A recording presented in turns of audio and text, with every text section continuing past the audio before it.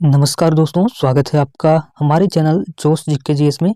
दोस्तों, आज की वीडियो में हम लेकर आए हैं जीके जीएस से 10 ऐसे प्रश्न जो कि आपके किसी भी कॉम्पिटिटिव एग्जाम में बहुत ही काम आने वाला है। तो चलते हैं, बिना टाइम वेस्ट करते हुए स्टार्ट करते हैं। आज का हमारा पहला सवाल है, मुगल चित्रकारी ने किसके शासनकाल में पराकाष्ठा प्राप्त की? तो ऑप्शन सी जहांगीर। जहांगीर के शासनकाल में मुगल चित्रकला अपने चरम पर पहुंच गई थी।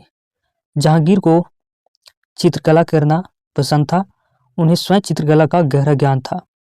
वह चित्रों की गुणवत्ता पहचान सकते थे।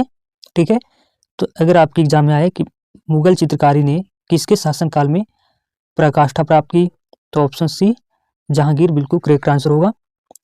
बढ़ते हैं अगले क्वेश्चन में। अगला क्वेश्चन है हमारा, शाहजहां ने मोती मस्जिद कहाँ बनवाई थी? शाहजहां ने मोती मस्जिद कहाँ बनवाई थी? तो करेक्ट आंसर होगा ऑप्शन सी आगरा। मोती मस्जिद आगरा किले के अंदर स्थित एक सुंदर मस्जिद है जिसे शाहजहां ने बनवाया था। इसका निर्माण 1648 के आसपास हुआ था। यह पूरी तरह सफ़ेद संगमरमर से बनी है, इसलिए इसे मोती मस्जिद कहा जाता है। ठीक है, बढ़ते हैं अगले क्वेश्चन में। क्वेश्चन नंबर 3 हमारा है, औरंगजेब की मृत्यु कहाँ हुई थी? करेक्ट आंसर होगा ऑप्शन ए अहमदनगर में। औरंगजेब की मृत्यु 1707 ईस्वी में अहमदनगर महाराष्ट्र में हुई थी। अपने अंतिम समय में वह दक्षिण भारत में मुगल साम्राज्य का विस्तार कर रहा था। उसका अधिकांश जीवन युद्धों में बीता, खासकर मराठों के खिलाफ। उसकी मृत्यु के बाद मुगल साम्राज्य का पतन शुरू हो गया था। तो एग्जाम में आए कि औरंगजेब की मृत्यु कहाँ हुई थी, तो अहमदनगर महाराष्ट्र में 1707 ईस्वी में। ठीक है, बढ़ते हैं अगले क्वेश्चन में। ज्वार भाटा का मुख्य कारण क्या है? ज्वार भाटा का मुख्य कारण क्या है? करेक्ट आंसर होगा ऑप्शन सी चंद्रमा का गुरुत्वाकर्षण। दोस्तों, ज्वार भाटा समुद्र के जल स्तर का ऊपर नीचे होना है। इसका मुख्य कारण चंद्रमा का गुरुत्वाकर्षण बल है, जो पृथ्वी के जल को अपनी ओर खींचता है। सूर्य भी इसे योगदान देता है, लेकिन चंद्रमा का प्रभाव अधिक होता है। ठीक है, बढ़ते हैं अगले क्वेश्चन में। कौन सा देश भारत के साथ सीमा साझा नहीं करता है? Correct answer option C Thailand. Bharat की सीमा कई देशों से मिलती है, जैसे पाकिस्तान, चीन, नेपाल, भूटान, बांग्लादेश, म्यांमार और अफगानिस्तान। लेकिन थाईलैंड दक्षिण पूर्व एशिया में स्थित है और इसकी सीमा भारत से नहीं लगती। बढ़ते हैं अगले क्वेश्चन में। क्वेश्चन नंबर 6 हमारा है, संसदीय प्रणाली की विशेषता इनमें से क्या नहीं है? तो करेक्ट आंसर होगा ऑप्शन सी निश्चित कार्यकाल। दोस्तों, संसदीय प्रणाली में सरकार का कार्यकाल निश्चित नहीं होता। यदि सरकार बहुमत खो देती है तो उसे इस्तीफा देना पड़ता है। इसमें राष्ट्रपति राजा नाम मात्र का प्रमुख होता है और प्रधानमंत्री वास्तविक प्रमुख होते हैं। मंत्रिपरिषद संसद के प्रति सामूहिक रूप से उत्तरदायी होती है। शक्तियों का संलयन, फ्यूजन ऑफ पावर भी इसकी विशेषता है। ठीक है, बढ़ते हैं अगले क्वेश्चन में। क्वेश्चन नंबर 7 है हमारा, संविधान संशोधन के सही कथन इनमें से कौन सा है? पहला कथन है, सभी संशोधनों के लिए राज्यों की स्वीकृति जरूरी है। दूसरा है, कुछ संशोधन विशेष बहुमत से होते हैं। तीसरा स्टेटमेंट है, कुछ संशोधन साधारण बहुमत से होते हैं। तो दोस्तों बताइए इनमें से कौन सा स्टेटमेंट सही है? तो दोस्तों, इनमें से जो दूसरा और तीसरा स्टेटमेंट है, यानी कि ऑप्शन बी बिल्कुल करेक्ट है। भारतीय संविधान में संशोधन 3 प्रकार से होते हैं। कुछ संशोधन केवल साधारण बहुमत से किए जाते हैं, जैसे नागरिकता से जुड़े प्रावधान। कुछ संशोधन विशेष बहुमत से होते हैं, जैसे मौलिक अधिकार। जबकि कुछ संशोधन में राज्यों की भी स्वीकृति आवश्यक होती है, इसलिए सभी संशोधन के लिए राज्यों की मंजूरी जरूरी नहीं होती। ठीक है, बढ़ते हैं अगले क्वेश्चन में। क्वेश्चन नंबर 8 हमारा है, धर्मनिरपेक्ष और समाजवादी शब्द कब जोड़े गए थे?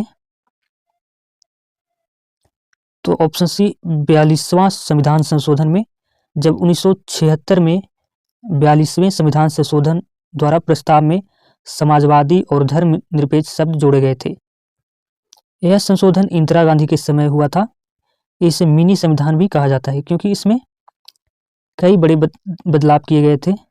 बढ़ते हैं अगले क्वेश्चन में। क्वेश्चन नंबर 9 हमारा है, कर्मा लोक नृत्य किस क्षेत्र का है? करेक्ट आंसर होगा ऑप्शन ए सोनभद्र। दोस्तों, कर्मा नृत्य मुख्यतः आदिवासी क्षेत्रों में किया जाता है, विशेषकर सोनभद्र, यूपी, झारखंड, छत्तीसगढ़ में यह नृत्य प्रकृति और फसल से जुड़ा होता है। ठीक है, बढ़ते हैं अगले क्वेश्चन में। क्वेश्चन नंबर 10 हमारा है, रडार का प्रयोग किस लिए किया जाता है? तो दोस्तों ऑप्शन ए, वस्तुओं की स्थिति पता लगाने के लिए रडार का उपयोग किया जाता है। रडार का फुल फॉर्म होता है रेडियो डिटेक्शन एंड रैंगिंग। यह रेडियो तरंगों का उपयोग करके किसी वस्तु की दूरी, दिशा, गति का पता लगाता है। इसका उपयोग हवाई जहाज और मौसम विभाग में होता है। सेना में भी इसका उपयोग दुश्मन की गतिविधियों को ट्रैक करने के लिए किया जाता है। आधुनिक तकनीक में यह बहुत ही महत्वपूर्ण उपकरण है। ठीक है, बढ़ते हैं अगले क्वेश्चन में। क्वेश्चन नंबर 11 हमारा है, गुलाम का गुलाम किसे कहा गया? इनमें से गुलाम का गुलाम किसे कहा गया? तो ऑप्शन डी, इल्तुतमिश पहले कुतुबुद्दीन ऐबक का गुलाम था और कुतुबुद्दीन ऐबक स्वयं मोहम्मद गौरी का गुलाम था, इसलिए इल्तुतमिश को गुलाम का गुलाम कहा जाता है। ठीक है, बढ़ते हैं अगले क्वेश्चन में। अगला क्वेश्चन है हमारा, पेट्रो रसायन का सबसे बड़ा केंद्र कहाँ है?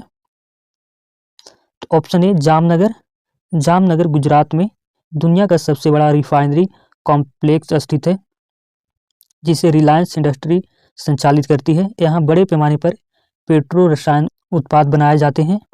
ठीक है, बढ़ते हैं अगले क्वेश्चन में। पहला इलेक्ट्रिक रेलवे ट्रैक कहाँ शुरू हुआ? पहला इलेक्ट्रिक रेलवे ट्रैक कहाँ शुरू हुआ? तो करेक्ट आंसर होगा ऑप्शन ए, मुंबई में। भारत में पहली इलेक्ट्रिक ट्रेन 1925 ईस्वी में मुंबई में शुरू हुई थी। यह ट्रेन विक्टोरिया टर्मिनल, जो अब छत्रपति शिवाजी महाराज टर्मिनल से जाना जाता है, कुर्ला के बीच चली थी। ठीक है, बढ़ते हैं अगले क्वेश्चन में। क्वेश्चन नंबर 14 हमारा है, बिहार में केसरिया चौर वेटलैंड कहाँ है? क्वेश्चन नंबर 14 हमारा है, बिहार में केसरिया चौर वेटलैंड कहाँ है? करेक्ट आंसर ऑप्शन बी, पूर्वी चंपारण में। केसरिया चौर आर्द्रभूमि बिहार के पूर्वी चंपारण जिले में स्थित है। यह एक महत्वपूर्ण वेटलैंड क्षेत्र है जहां जैविक विविधता पाई जाती है। तो दोस्तों आज की वीडियो में इतना ही। अगर वीडियो पसंद आया हो तो चैनल को सब्सक्राइब करके बेल आइकन के ऑल पे प्रेस कीजिएगा। मैं रोज़ सुबह आपके लिए ऐसा ही क्वेश्चंस लाता रहूँगा। तो मिलते हैं किसी नेक्स्ट वीडियो में, तब तक के लिए जय हिंद, वंदे मातरम।